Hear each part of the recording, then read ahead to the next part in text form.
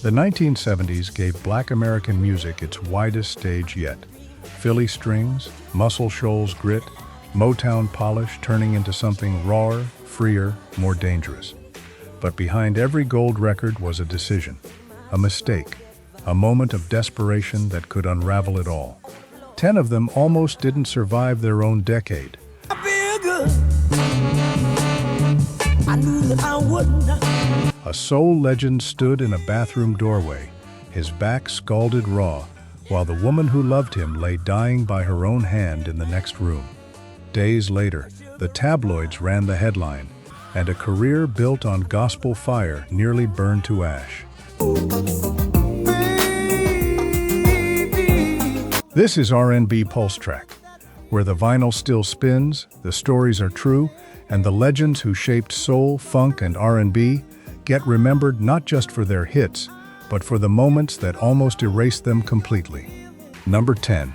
Michael Jackson, Billie Jean, 1975.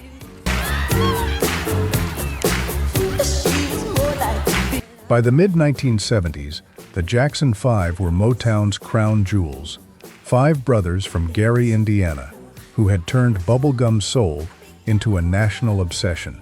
But behind the choreography, the brothers felt increasingly boxed in. Motown controlled their songwriting, their publishing, and their sound, and the group wanted more creative freedom than Berry Gordy was willing to give.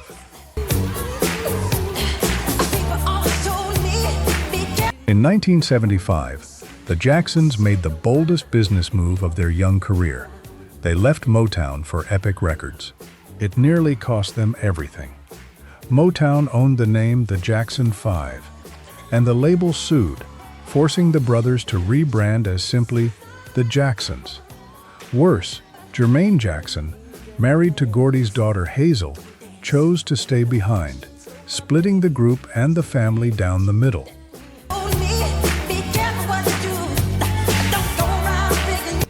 For a moment, it looked like a fatal miscalculation, a group with no name, no rhythm section they'd built their sound around, and a fractured lineup walking away from the most powerful Black-owned label in music.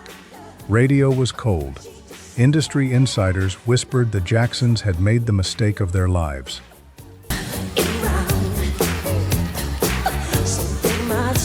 Michael, barely out of his teens, absorbed every lesson from that gamble. The freedom Epic offered eventually let him write and produce his own material, the seeds of Off the Wall and Everything After. The mistake that nearly ended the Jacksons became the risk that created the king of pop. Number 9.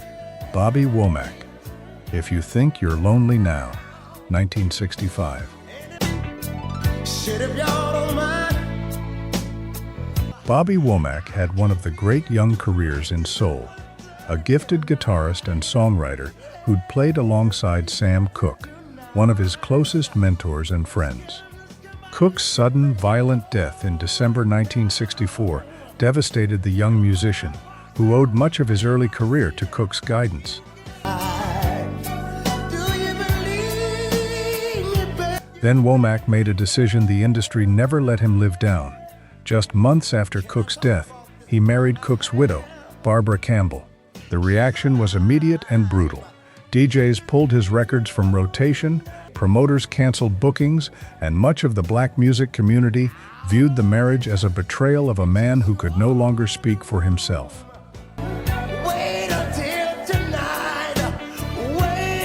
For years afterward, Womack struggled to get his own songs played under his own name, even as artists like Wilson Pickett and the Rolling Stones scored hits with material he'd written. He became, by his own later admission, something close to an industry outcast. Brilliant, prolific, and radioactive.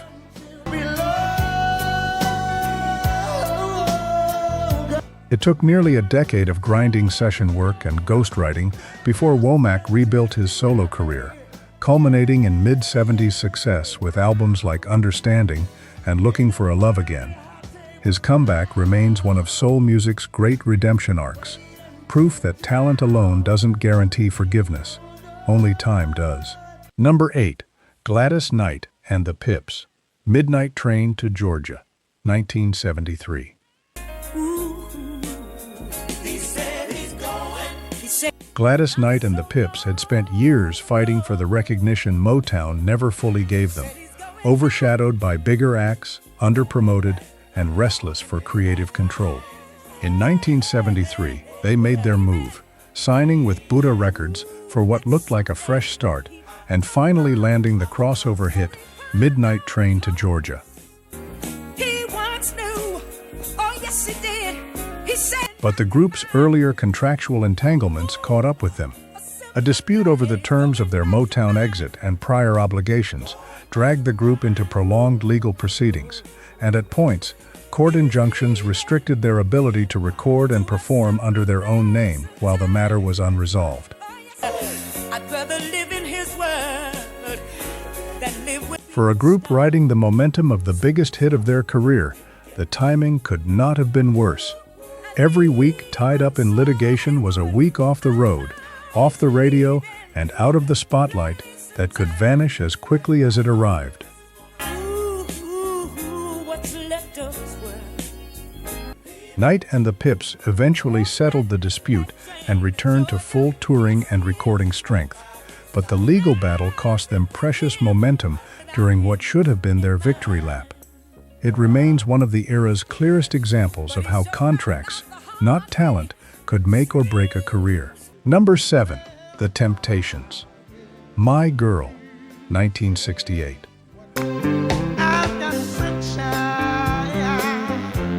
No group embodied Motown's polish quite like the Temptations.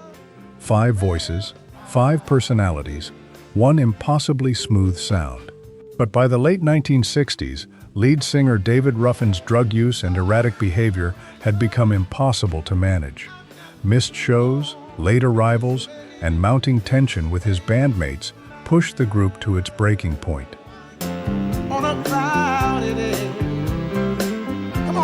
In 1968, the Temptations fired Ruffin. He refused to accept it, reportedly showing up uninvited at shows and attempting to perform alongside his former group, forcing security to remove him. The public spectacle threatened to unravel the Temptations' meticulously built image, just as Motown was repositioning them for the psychedelic soul era.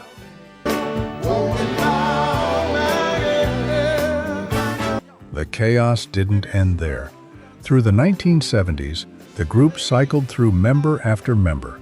Eddie Kendricks and Paul Williams both departed under their own personal and health struggles, turning the Temptations into less a fixed group than a rotating brand under constant threat of collapse.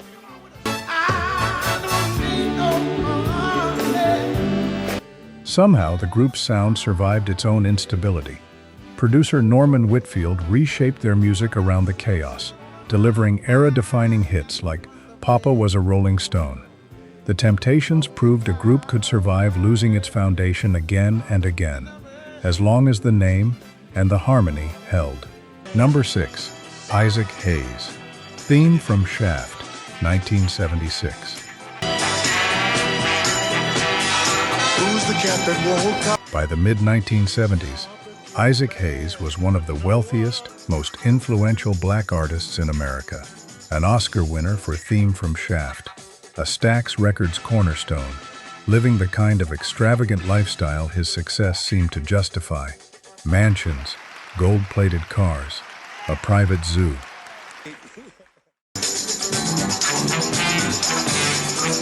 But Hayes's business affairs were badly mismanaged, overextended by lavish spending, unfavorable contracts, and Stax Records' own financial collapse in 1975, which owed him significant royalties the label could no longer pay. Hayes found himself buried under debt he couldn't outrun.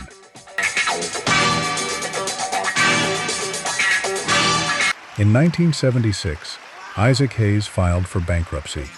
Almost everything he'd built was seized and auctioned, including master recordings and publishing rights to some of his own biggest songs, assets that, for years afterward, he no longer controlled. For an artist who had helped define a genre's sound, it was a devastating fall from the summit of the industry.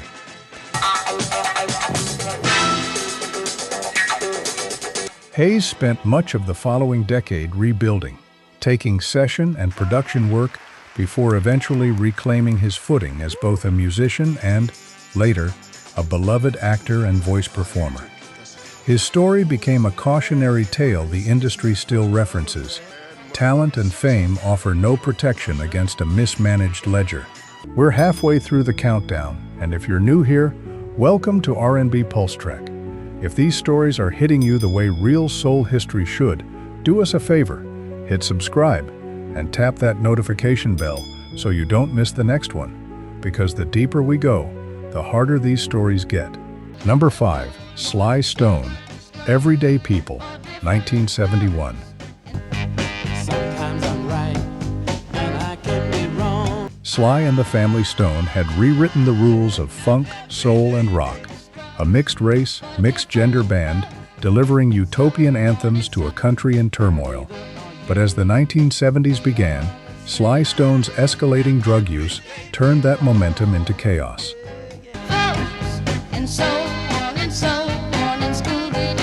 Shows were missed. Sometimes Sly wouldn't show up at all, leaving promoters, bandmates, and thousands of ticket holders stranded. His unpredictability became so notorious that concert riots broke out in more than one city when he failed to appear, and industry bookers grew wary of touring with him at all.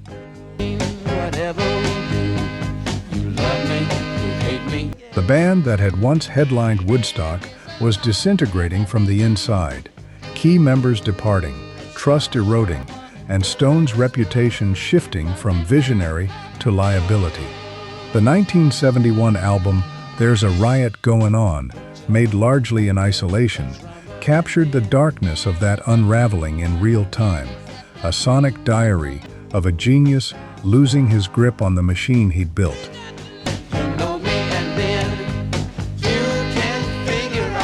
Sly Stone never fully returned to his earlier commercial heights, but the record itself is now considered one of the most influential albums in funk and soul history. Proof that even a career in freefall could still leave behind something the culture would spend decades studying. Number 4. James Brown, I Got You, I Feel Good, 1978. Wow, I feel good. James Brown wasn't just the godfather of soul. By the early 1970s, he was a mini-empire, owning radio stations, a private jet, and a business portfolio few black entertainers of his era could match. It was a point of fierce pride for Brown and a symbol of independence in an industry that rarely let black artists own anything. But the empire outran its foundation. Poor financial oversight, an expensive touring operation, and a shifting music landscape, as disco and funk splintered his once dominant audience, left Brown owing the IRS millions in back taxes by the mid to late 1970s. Assets were threatened with seizure. Radio stations he'd fought hard to acquire hung in the balance. I know that I can't do no wrong. For an artist who had built his entire persona around hardest-working, self-made success, the tax crisis was as much a reputational blow as a financial one. Proof, to critics, that even soul's most commanding figure could be brought low by the books.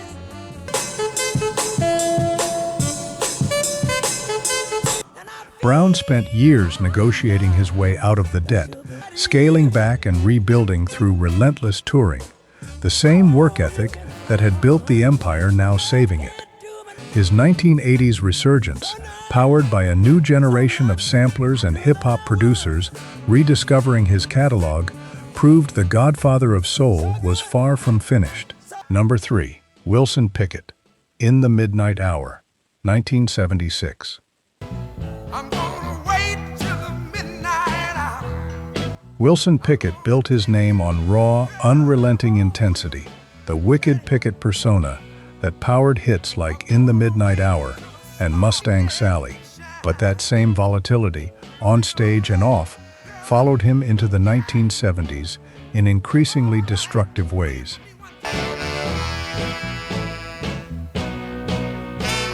Pickett's mid to late 70s years were marked by a string of arrests and legal troubles, altercations, weapons charges, and run-ins with law enforcement that made headlines as often as his music did. Promoters grew hesitant to book him, and record labels, wary of the controversy trailing him, pulled back their investment in his career at precisely the moment disco was reshaping the charts around him.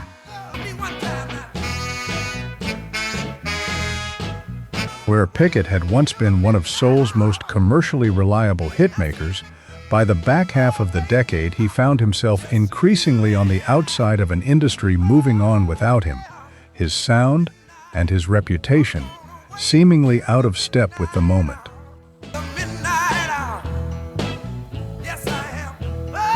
Pickett never fully recaptured his 1960s commercial peak, but he continued performing for decades, later earning induction into the Rock and Roll Hall of Fame, a recognition that his raw power, however complicated the man behind it, had permanently shaped soul music's sound. Number 2. Al Green.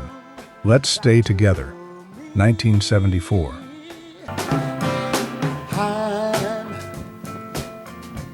By 1974, Al Green was the reigning voice of soul, a string of gospel-tinged love songs, turning him into one of the most beloved performers in the country. But behind the smooth records, his personal life was unraveling under the weight of fame, faith, and a relationship with girlfriend Mary Woodson that had grown increasingly strained.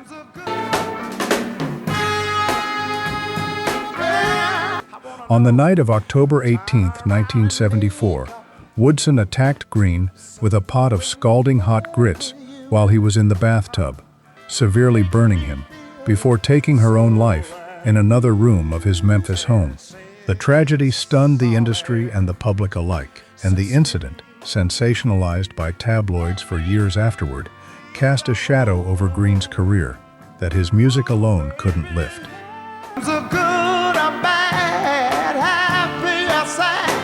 Green, badly injured and shaken, began pulling away from secular music entirely, drawn toward the church with an intensity that friends said had been building for years. Within a few years, he would be ordained a minister, walking away from mainstream stardom at what should have been the height of his commercial power.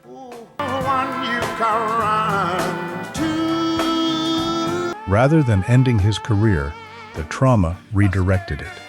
Al Green became one of gospel music's most respected voices, eventually returning to secular recording decades later on his own terms. Proof that even a near-fatal tragedy couldn't silence one of soul's defining voices, only change what he sang about. Number 1. Marvin Gaye. Sexual Healing, 1975.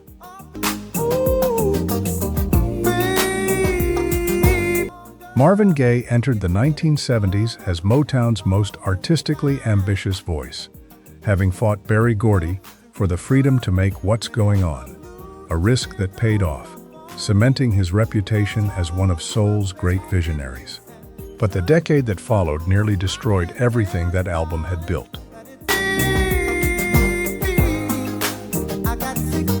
Gaye's 1975-76 divorce from Anna Gordy, Berry Gordy's sister, produced one of the most unusual settlements in music history.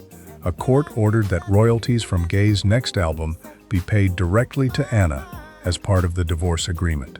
Gaye responded by recording Here My Dear, a raw, deeply personal album detailing the collapse of the marriage, released almost as an act of protest.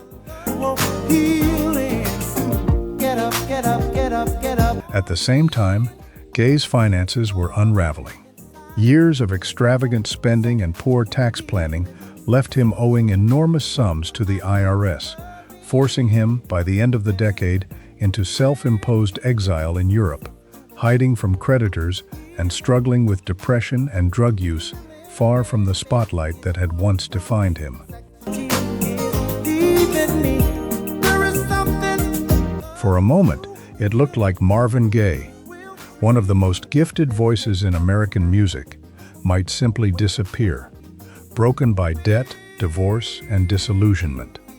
Instead, in 1982, he returned with Sexual Healing, one of the greatest comebacks in soul history. It would tragically be his last, killed by his own father in 1984. But the fact that he clawed his way back at all, from the very edge of ruin, remains one of the most remarkable survival stories R&B has ever produced. None of these 10 stories are about failure.